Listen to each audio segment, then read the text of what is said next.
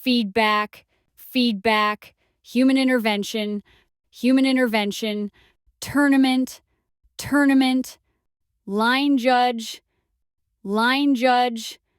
out of bounds, switch out, AI, electronic line calling system,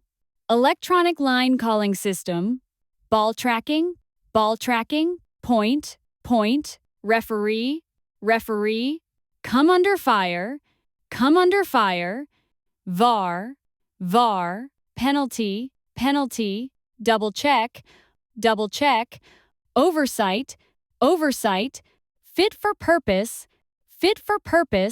favor, season, inbuilt, program, adjudicate. Use of technology in sports is supposed to be able to provide accurate and instant feedback, with better decision-making and reduced errors compared to human intervention. But is that always the case? The annual tennis tournament Wimbledon made the decision this year to replace their line judges. These have traditionally been men and women who judge whether the ball is in or out of bounds, but they were switched out for AI that analyses camera footage, which should be faster and more accurate. Despite this, the electronic line calling system failed just a week into the 2025 championship. The ball tracking technology was turned off by a person accidentally. This meant a point had to be replayed, which resulted in Sonay Kartal controversially winning the game.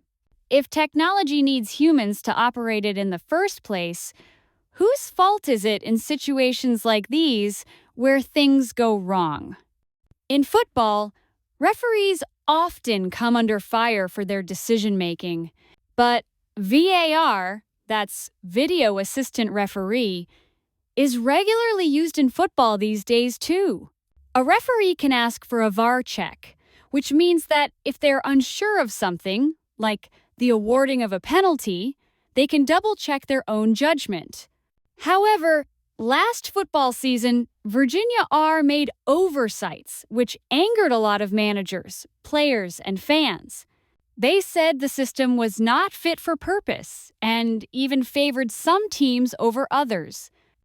Despite this, the Premier League's chief football officer, Tony Scholes, said during the middle of last year's season that standards were actually higher than ever. Before VAR, 82% of the decisions made were deemed to be correct. In the season so far, that figure is 96%, he said. So, why do we still not trust technology if it often improves the situation? Professor Gina Neff from Cambridge University says that we have a very strong, inbuilt sense of fairness. The machine makes decisions based on the set of rules it's been programmed to adjudicate, she said. Right now, in many areas where AI is touching our lives, we feel like humans understand the context much better than the machine. Whether you trust it or not, technology is here to stay, including in the world of sport. Use of technology in sports is supposed to be able to provide accurate and instant feedback, with better decision-making and reduced errors compared to human intervention. But is that always the case? The annual tennis tournament Wimbledon made the decision this year to replace their line judges. These have traditionally been men and women who judge whether the ball is in or out of bounds, but they were switched out for AI that analyses camera footage, which should be faster and more accurate. Despite this, the electronic line calling system failed just a week into the 2025 championship. The ball tracking technology was turned off by a person accidentally. This meant a point had to be replayed, which resulted in Sonay Kartal controversially winning the game. if technology needs humans to operate it in the first place, whose fault is it in situations like these where things go wrong?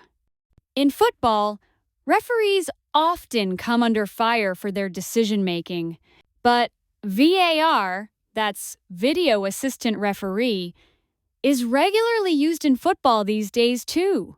A referee can ask for a VAR check, which means that if they're unsure of something, like the awarding of a penalty, they can double-check their own judgment. However, last football season, Virginia R made oversights, which angered a lot of managers, players, and fans.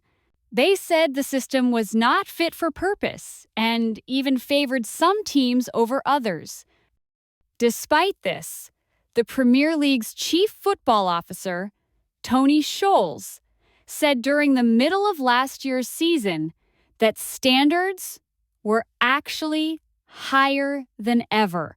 Before VAR, 82% of the decisions made were deemed to be correct. In the season so far, that figure is 96%, he said.